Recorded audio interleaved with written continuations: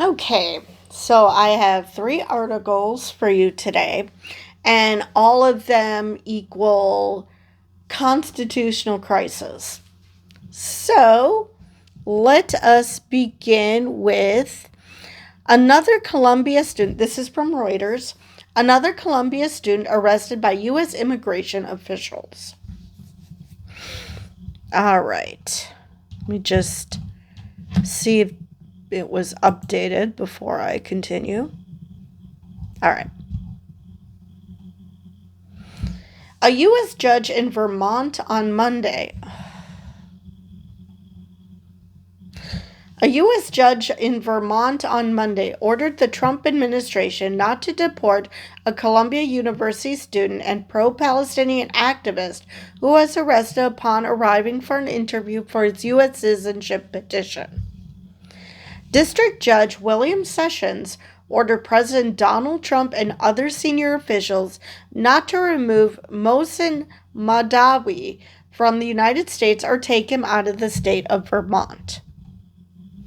U.S. Immigration and Customs Enforcement officials did not immediately respond to a request for information. Madawi, born and raised in a refugee camp in the West Bank, was a Columbia University student who plans to return for a master's degree in the fall of 2025, according to the request from his lawyers to keep him in Vermont. The government has made it clear that it intends to retaliate and punish individuals such as Mr. Madawi, who advocated for a ceasefire and ending the bloodshed in Gaza, his lawyer said in a court filing. His circumstances are similar to those of Palestinian student activist Mahmoud Khalil, a Columbia student who was detained in the New York area on March 8th and taken to a Louisiana detention facility for deportation. A U.S. immigration judge in Louisiana ruled on Friday that Khalil can be deported, although the Trump administration allowing the Trump administration to proceed with its efforts to deport foreign pro-Palestinian students who are in the United States legally and have not been charged with any crimes. And just because we know of these two students doesn't mean there aren't dozens more. I've mentioned before that at UW-Madison, there were, I think, six or eight student visas that were rescinded. And the Trump administration claims it has nothing to do with protests and freedom of speech, but yeah, it does. Because otherwise, why not tell the university why they are revoking the visas? They can't because they know that it's exactly for this reason. All right. Trump officials have said student visa holders are subject to deportation over their support for Palestinians and criticism of Israel's conduct in the war in Gaza, calling their actions a threat to U.S. foreign policy. Trump's critics have called the effort an attack on free speech rights under the First Amendment of the U.S. Constitution, which it totally is. I mean, this is an administration who will go to Europe and wag their fingers at Europeans saying that they aren't allowing for free speech because they don't allow Nazis to take over their countries. But at the same time, they're doing this shit because they can't accept that not everybody is going to agree with them. Okay, fine. Think that Israel's shit doesn't stink. Think that, keep supporting them even though they're bombing the hell out of Gaza and trying to destroy the Palestinian people. Fine. You want to do that? Fine. But then don't turn around and whine that not everybody agrees with you. Because I'm sorry, how thin-skinned you have to be that you don't feel comfortable enough in your own judgment that someone criticizing you is beyond the pale. These students have a right to protest. They do not have to like Israel's policy. They do not have to like U.S. policy with regards to Israel. Or it could be completely nuanced that, maybe don't just kill Palestinians willy nilly, which is what Israel is doing. Does that say anything about Jews or the Israeli people? No, no, it's strictly criticizing the government and criticizing the U.S. government, criticizing their institutions um, for investing in stocks that are in Israeli companies. I mean, that's just how freedom of speech works. And a government trying to stop that is the exact definition of a violation of free speech. Not what a lot of people whine about, that you're criticizing me, so you're against free speech. No, that's not what that means. This is a violation against free speech because this is the US government telling people what they can and cannot say. That is a textbook violation of free speech and the First Amendment. You can't disappear people for exercising their First Amendment rights, U.S. Senator Chris Van Hollen of Maryland said in a video statement on Monday. I'm really worried about this man because he has also claimed that if Obrego Garcia does not get returned by midweek, that he is going to go to El Salvador. Now, if this was any other administration, it wouldn't be a big deal. But I am just so worried that he will not be coming back. And I hope I didn't just give anybody any ideas. A friend of Madawi's posted a video online of him being taken from the immigration office by Department of Homeland Security officers and placed in an official vehicle. Madawi flashed a pair of peace signs with his hands cupped in front of him. U.S. Senator Bernie Sanders and others from Vermont's congressional delegation labeled the detention immoral, inhumane, and illegal, saying the legal U.S. resident should be afforded due process and released immediately. Madawi walked into an immigration office for what was supposed to be the final step in his citizenship process. Instead, he was arrested and removed in handcuffs by plainclothes, armed individuals with their faces covered. Right, because that's totally how law enforcement works, by emulating kidnappers. What the hell are we doing? Nothing says legal than let's cover up who the hell these people are who are detaining him.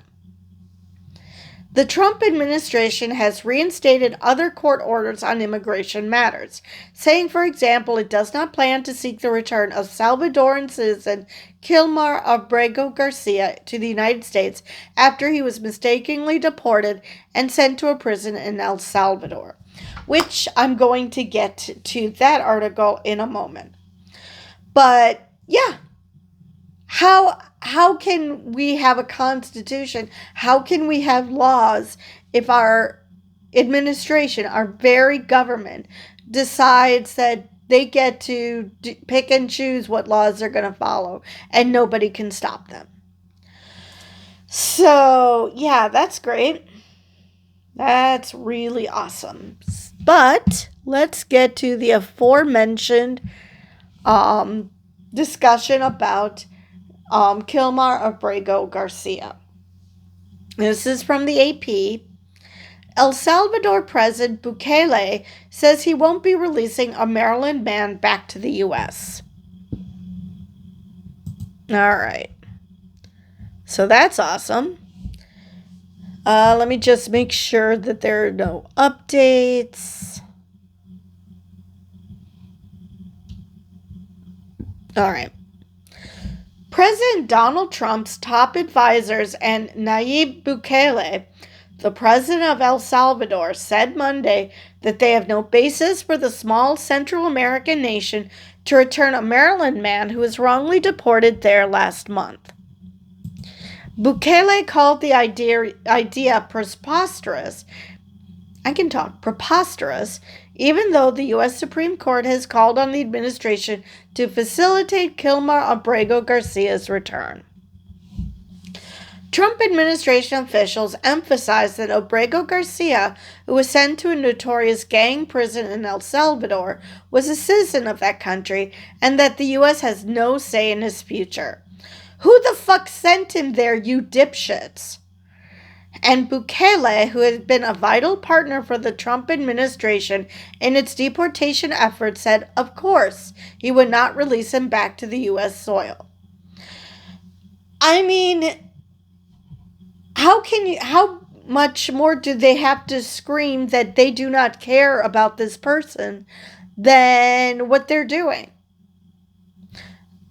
And this is defying the U.S. Supreme Court, because the Supreme Court said, yeah, you damn well better send this guy back. I mean, granted, they also said that Trump has a wide berth when it comes to foreign affairs, but they specifically said you need to bring this guy back. So, yeah, Trump does not care about what any judges say as long as, well, I should say he cares as long as they say what he wants them to say. Of course, they make up what it was that the Supreme Court actually said, so technically he's not defying them if he refuses to understand what they said in the first place. The question is preposterous. How can I smuggle a terrorist into the United States? Nobody fucking said he was a terrorist. Bukele, well, the Trump administration, but that was after they said, oopsies. Bukele, seated alongside Trump, told reporters in the Oval Office Monday, I don't have the power to return him to the United States. Okay, so the U.S. doesn't have the power to ask El Salvador to return him, and El Salvador doesn't have the power to return him. So the presidents only have power when they wanted to, because Trump has started a trade war. I'd say that's pretty powerful. He's threatening Canada, he's threatening Greenland, but all of a sudden he's powerless to do anything because this is foreign affairs. And Bukele, who is arresting all his citizens, well, his male citizens, under the guise of gang violence and keeping them tortured and starved and whatnot. But he suddenly doesn't have any power to send a man who was wrongfully brought there back. And he even calls him a terrorist, just like the Trump administration does. Simply because they have to try to save face somehow about keeping him there. Yeah, that makes total sense. You know, someone pointed out that Bukele looks like a cross between Count Chocula and General Zod, and oh my god, if he doesn't. I have to turn you guys around and see this. Let me first move here so you don't again. Now, tell me if he doesn't look like a cross between Count Chocula and General Zod. I mean, oh my god. All right. So back to the article. Should El Salvador want to return Obrego Garcia, the U.S. would facilitate it, meaning provide a plane, Attorney General Pam Bondi said.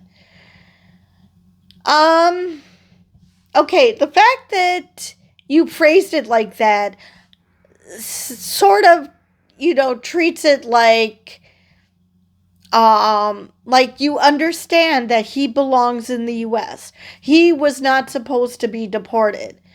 But somehow it's up to El Salvador to decide that. He fled the country because of gang violence. His life was in danger.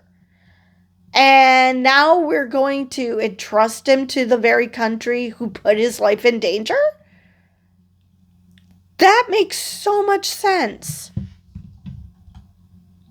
But first and foremost, he was illegally in our country, and he had been illegally in our country, she said. That's up to El Salvador if they want to return him. That's not up to us. Okay. Now, did a judge say he was deportable? Yes. In 2019. But he also said that it would be dangerous for him to be deported back to El Salvador. What the hell are we doing here, guys? Picking and choosing what we want. Oh, yeah, actually, that is what they're doing. In a court filing Monday evening, Joseph Mazzara, the acting general counsel for the Department of Homeland Security, said it does not have authority to forcibly extract Obrego Garcia from El Salvador because he is in the domestic custody of a foreign sovereign nation. So we're going to respect El Salvador's sovereignty, but not Canada's and not Greenland's. Okay, that makes perfect sense. Mazzara also argued that Obrego Garcia is no longer eligible for withholding of removal because the U.S. designated MS-13 as a foreign terror organization. Obrego Garcia's attorneys say the government has provided no evidence that he was affiliated with MS-13 or any other gang. This is why due process is so important. We can't just let the Trump administration claim, oh, this is a gang member, that's a gang member, that's a gang member. When we have discovered that most of the people that they've sent to this hellhole are not, in fact, gang members. Maybe some got traffic tickets, but none of them were part of this gang, or any gang for that matter. So if you decide that the Trump administration gets to pick and choose who is a gang member, they could accuse anybody they want as gang members. And as you will see, they will do that to U.S. citizens. They are preparing for that. The refusal of both countries to allow the return of Obrego Garcia, who had an immigration court order preventing his deportation over fears of gang persecution, is intensifying the battle over the Maryland resident's future. It has also played out in contentious court filings with repeated refusals from the government to tell a judge what it plans to do, if anything, to repatriate him. Well, yeah, I think they've pretty much answered it. They have no intention of doing anything to bring him back. They don't want him back. I mean, he's just a brown person. It's not like he has a family in the U.S., has been apprenticing as a sheet metal worker, and, basically living his life as a good citizen. No, we don't want those people around because he's brown. And God forbid we have brown people in this country. The judge handling the case, Paula Genis, is now considering whether to grant a request from the man's legal team to compel the government to explain why it should not be held in contempt. At this point, I don't think that even holding them in contempt will do shit. I mean, what will that do? Seriously. What will holding them in contempt do? The Supreme Court said bring him back, and they're ignoring it. Actually, they're twisting what the Supreme Court said to make it sound like it was a win for them. So, what is holding them in contempt going to do? The fight over Obrego Garcia also underscores how critical El Salvador has been as a linchpin of the U.S. administration's mass deportation operation. Since March, El Salvador has accepted from the U.S. more than 200 Venezuelan immigrants who Trump administration officials have accused of gang activity and violent crimes, and placed them inside the country's maximum security gang prison just outside of the capital, San Salvador. That prison is part of Bukele's broader effort to crack down on the country's powerful street gangs, which has put 84,000 people behind bars and made Bukele extremely popular at home. Except for those whose loved ones have been disappeared. I want to just say hello to the people of El Salvador and say they have one hell of a president, Trump said as he greeted Bukele, who was wearing a black mock turtleneck sans tie. You know, Zelensky wasn't wearing a suit, and that was one of the first questions asked of him. Funny how nobody seemed to care that Bukele was not wearing a suit. Bukele struck a deal under which the U.S. will pay about $6 million for El Salvador to imprison the Venezuelan immigrants for a year. So what happens after a year? They pay again? Or maybe they're assuming that they're not going to survive the year, which is highly likely. But Democrats have raised alarms about the treatment of Obrego Garcia and other migrants who may be wrongfully detained in El Salvador. Democratic Senator Chris Van Hollen of Maryland pushed for a meeting with Bukele while he was in Washington to discuss Obrego Garcia's potential return, and New Hampshire Senator Jeanine Shaheen,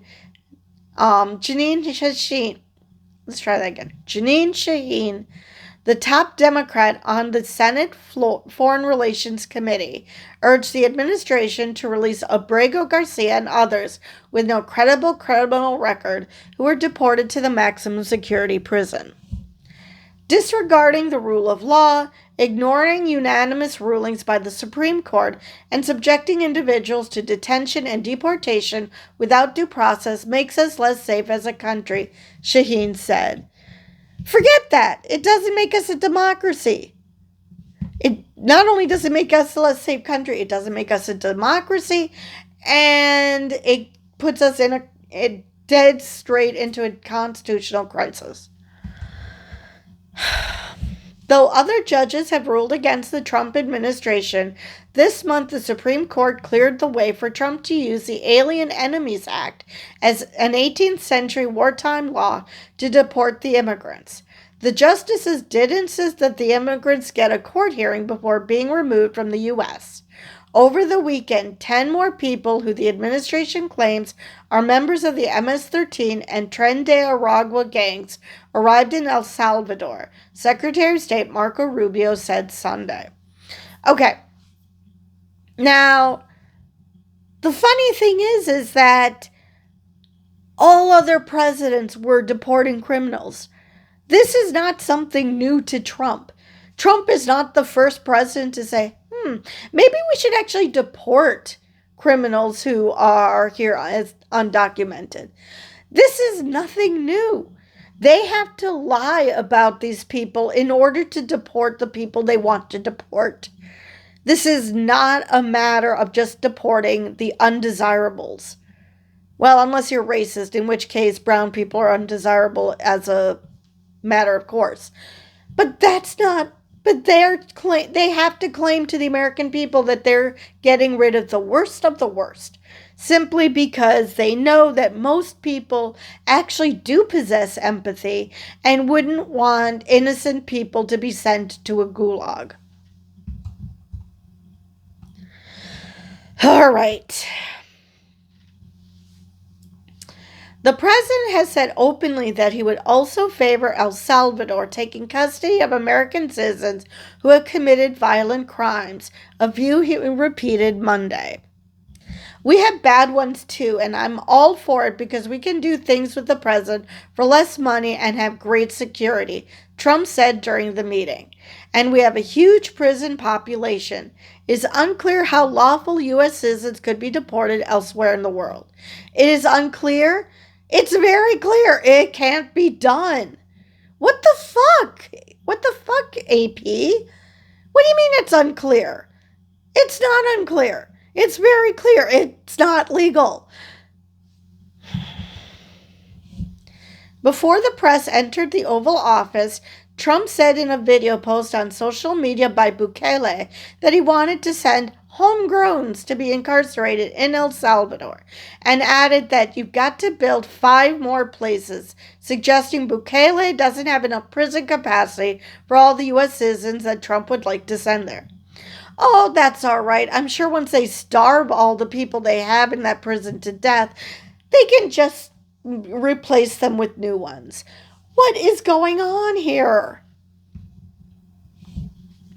And if you believe they're only going to send the bad people, those that are actually in prison, for one thing, and also people who actually have been convicted of violent crimes, you got another thing coming, considering how many people they sent to El Salvador of Venezuelans who committed no crime, let alone violent crimes.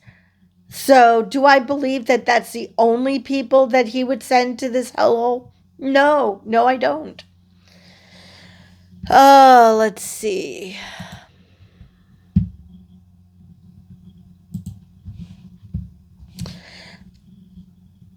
The Supreme Court has called for the Trump administration to facilitate the return of Obrego Garcia. Trump indicated over the weekend that he would return Obrego Garcia to the U.S. if the High Court's justices said to bring him back, saying, "I have great respect for the Supreme Court." But the tone from the top administration officials was sharply different Monday. "He's a citizen of El Salvador," said Stephen Miller, a White House deputy chief of staff, and thumb made sentient. "It's so very arrogant, even for American media, to suggest that we would even tell El Salvador how to handle their own citizens. Because he's been living in the U.S., you dumb fuck. He has a wife who's an American citizen. His children are American citizens. He's been living here since he was, 16? Okay, he still has their citizenship. So, are you going to do that with all dual citizens? Are you going to go to bat for every American abroad who happens to be dual citizens with the U.S. and say that they're for us to deal with? Seriously, what is happening here? Oh yeah, fascism is happening. That's what's happening. Bondi asserted that 2 immigration court judges who are under Justice Department purview found that Obrego Garcia was a member of MS-13. No, they didn't. The allegation is based on a confidential informant's claim in 2019 that Obrego Garcia was a member of a chapter in New York where he has never lived. So either it's a situation of mistaken identity, or this informant was paid to lie because, brown people scary. Who knows? While Bekele's crackdown on gangs has popular support, the country has lived under a state of emergency that suspends some basic rights for 3 years. He built the massive prison located just outside San Salvador in the town of Tecoluca to hold those accused of gang affiliation under his crackdown. So probably what Trump wants to do here. Part of his offer to receive the Venezuelans there was that the U.S. also send back some Salvadoran gang leaders. In February, his ambassador to the U.S., Milena Mayorga, said on a radio program that having gang leaders face justice in El Salvador was an issue of honor. Unless they're not actually gang leaders, in which case populists who have successfully crafted their images through media, Bukele and Trump are of different generations, but display similar tendencies in how they relate to the press. political opposition, and justice systems in their respective countries. Ugh, stupid pop-up. Bukele came to power in the middle of Trump's first term and had a straightforward relationship with the U.S. leader. Trump was most concerned with immigration, and under Bukele, the number of Salvadorans heading to the U.S. border declined. Now, I doubt that's because things improved under El Salvador and they just don't want to come to the U.S. anymore. Bukele's relationship with the U.S. grew more complicated at the start of the Biden administration, which was openly critical of some of his anti-democratic actions. Trump has also shown some irritation with Bukele in the past, accusing El Salvador of lowering its crime rate by sending people to the U.S. But now that he has this mega prison and he's allowing Trump to send our criminals there, he thinks he's just swell. Which, it's ironic. He's accusing Bukele of lowering its crime rate by sending its criminals to the U.S. And what the fuck are we trying to do? Granted, it would be in a prison, but what the fuck? Okay, so one more AP article regarding Trump wanting to send U.S. citizens, supposedly the worst of the worst, to El Salvador's gulag. Trump says he wants to imprison U.S. citizens in El Salvador. That's likely illegal. Likely?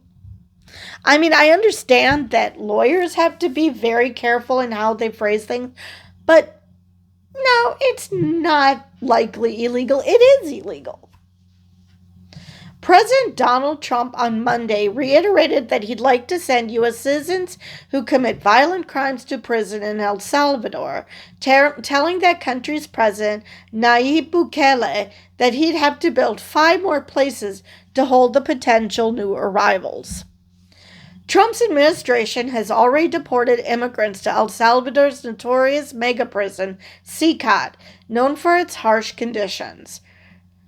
That's actually putting it mildly. The president has also said his administration is trying to find legal ways to ship U.S. citizens there too. First off, no legal way. Number 2, when did this administration ever give a shit about doing stuff only that's legal? Trump on Monday insisted there would just be violent people, implying they would be those already convicted of crimes in the United States, though he's also floated it as a punishment for those who attack Tesla dealerships to protest his administration and its patron, billionaire Elon Musk. But it would likely be a violation of the U.S. Constitution for his administration to send any native-born citizen forcibly into an overseas prison. Indeed, it would likely even violate a provision of a law Trump himself signed during his first term. Well, considering he scrapped the deals that he made with Canada and Mexico, that he himself was he made those deals. I'm pretty sure he's going to gloss over that part and claim that it was somebody else who did it because he wants to gaslight the nation into thinking that he only does good things and anything bad he's done can be blamed on previous presidents. Not to mention, what else did I want to say about these? Oh, yes. The fact that he is going to send people who attack Tesla dealerships. These aren't even people who are violently attacking people. They are attacking inanimate objects. And he wants to send them to El Salvador. He's only kind of sort of implying that this is a matter of do as I say, or I'm sending you to hell, rather than outright doing it. he gives it plausible deniability, so his goobers, the people who drool and agree with anything he says, even if it's contrary to what he said a second ago, they just drool and agree with him. That they can point and say, see, they're not taking just anybody. Even though they sent Venezuelans who did nothing wrong except come to the US. Here's a look at the notion of sending US citizens to prison in a foreign country, why it's likely not legal, and some possible legal loopholes. I'm sorry, AP, why do you want to give the Trump administration ideas? Here are some loopholes you can use to do what you want. I realize that Trump is keeping you, despite the court saying that the AP should be allowed to, your own judge is saying that the AP should be allowed to report in the Oval Office, but you really don't have to give him a bone like this. Okay. Immigrants can be deported from the United States while citizens cannot. Deportation is covered by immigration law, which does not apply to U.S. citizens. Part of being a citizen means you cannot be forcibly sent to another country. Immigrants can be removed, and that's what's been happening in El Salvador. The country is taking both its own citizens, and the United States is sending, as well as those from Venezuela and potentially other countries that will not take their own citizens back from the U.S. The Venezuelans sent there last month had no opportunity to respond to evidence against them or appear before a judge. That's the deal the Trump administration signed with Bukele. The U.S. has sent people to El Salvador, Costa Rica, Panama, and elsewhere, even when they are not citizens of those countries. But under international agreements, people cannot be sent to countries where they are likely to be persecuted or tortured. Another reason why Obrego Garcia does not belong in El Salvador. Bukele calls himself the world's coolest dictator, and at least he admits he's a dictator, so that's one thing, and has cracked down on human rights during his administration. He also turned El Salvador from one of the world's most violent countries into a fairly safe one. Trump has embraced that example, including during the Oval Office visit Monday. Now, just because it's a fairly safe country, which you would think that that's great, but, under communism, you had a fairly safe country. But there were no freedoms. It was chilling.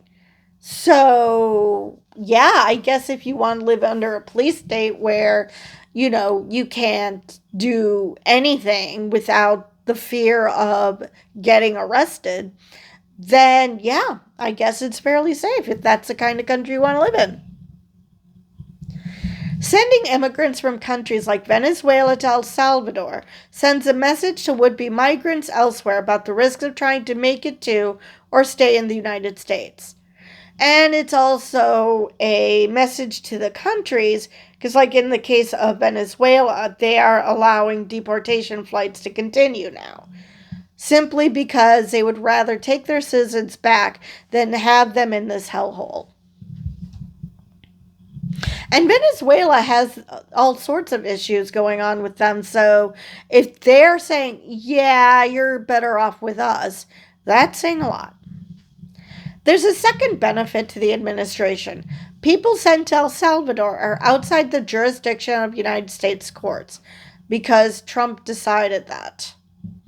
Judges, the administration argues, cannot order someone sent to El Salvador to be released or shipped back to the U.S. because the U.S. government no longer has control over them.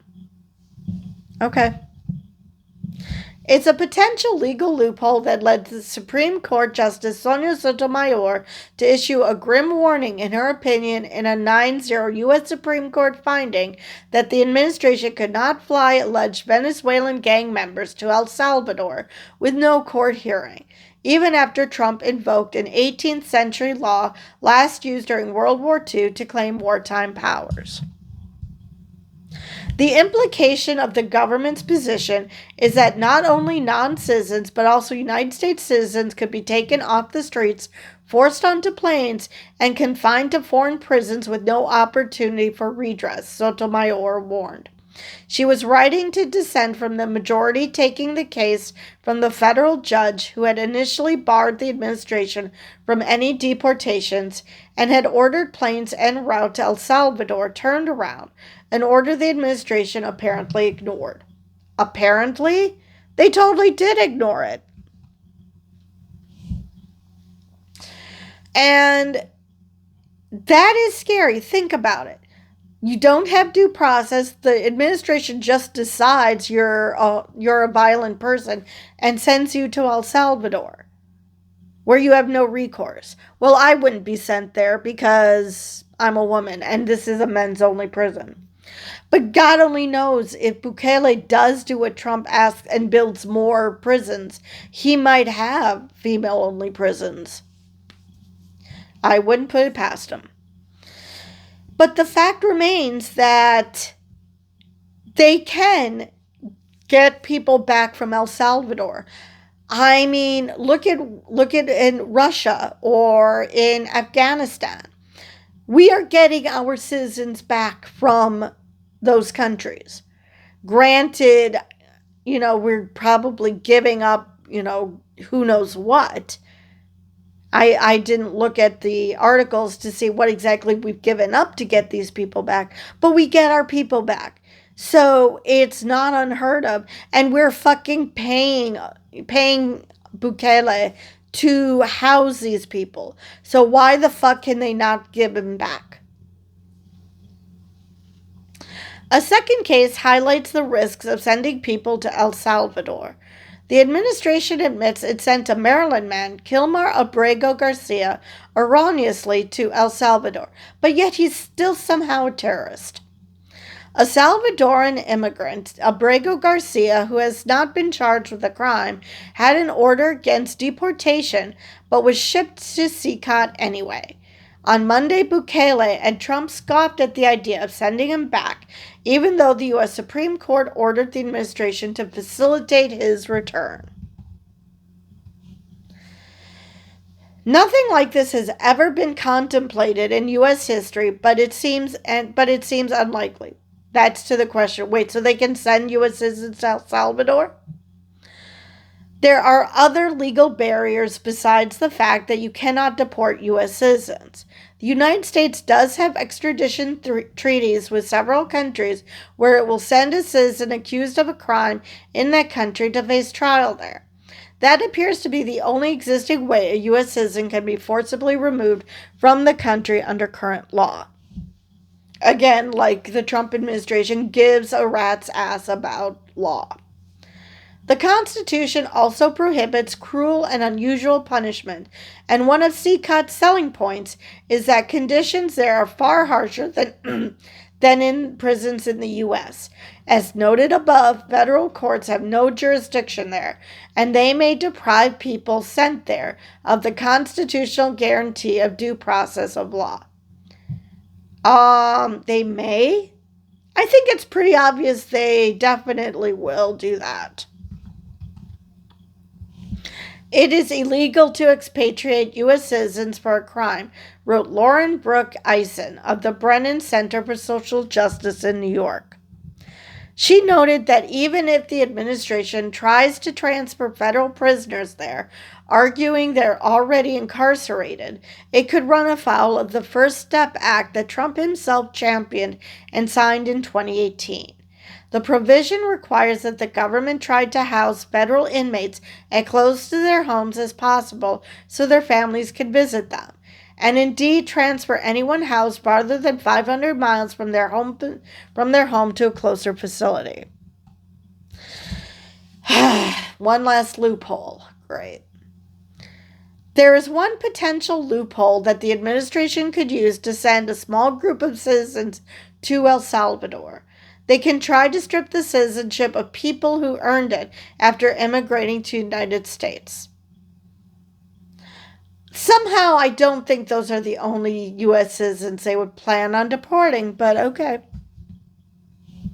People who were made U.S. citizens after birth can lose their status for a handful of offenses, like funding terrorist organizations or lying on naturalization forms. They would then revert to green card holders and would be potentially eligible for deportation if convicted of other serious crimes. But this all implies that they would receive due process, which, again, I do not believe they will do. That's a small but real pool of people. Perhaps the most significant thing about it is that it would require loss of citizenship first. In other words, there's still likely no legal way to force a citizen out of the country, but a few could end up in legal jeopardy anyway. So that is the end of that article. But either way, we are heading, if we're not already in, a constitutional crisis. Because what the hell? They're sending people to basically a concentration camp because there's no due process and they're going to be there for the rest of their lives because apparently these people should never see the light of day again. Again, a lot of the people that we sent there have no criminal record, and some were actually fleeing the very country they were just sent back to. Because I doubt Obrego Garcia was the only one in that camp. So yeah, things are just getting worse and worse.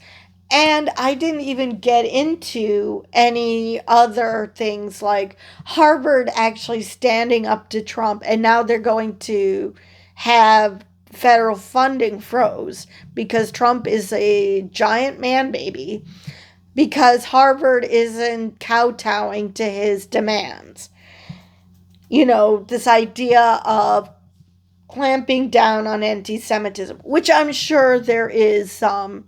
I mean, there are assholes everywhere. But just criticizing Israel is not, and I will repeat this as much as necessary, is not anti-Semitism. You can criticize Israel. Hell, Israelis are criticizing their government. That is not anti-Semitic. What is anti-Semitic is attacking someone simply for being Jewish. Will there be people attacking Israel simply because it considers itself a Jewish state? Absolutely. But that does not mean that is the only way to attack Israel. And that is the only way that people have been attacking Israel. Most of them have been attacking Israel for what they're fucking doing. I mean, I don't know why this is so hard. Anyway, of course, the funny thing is that didn't prevent Trump from putting a tariff on Israel, which I find hilarious. But, it's still just so stupid. I believe that is all I have for this article, for this video. And with that, I will see you guys in the next one.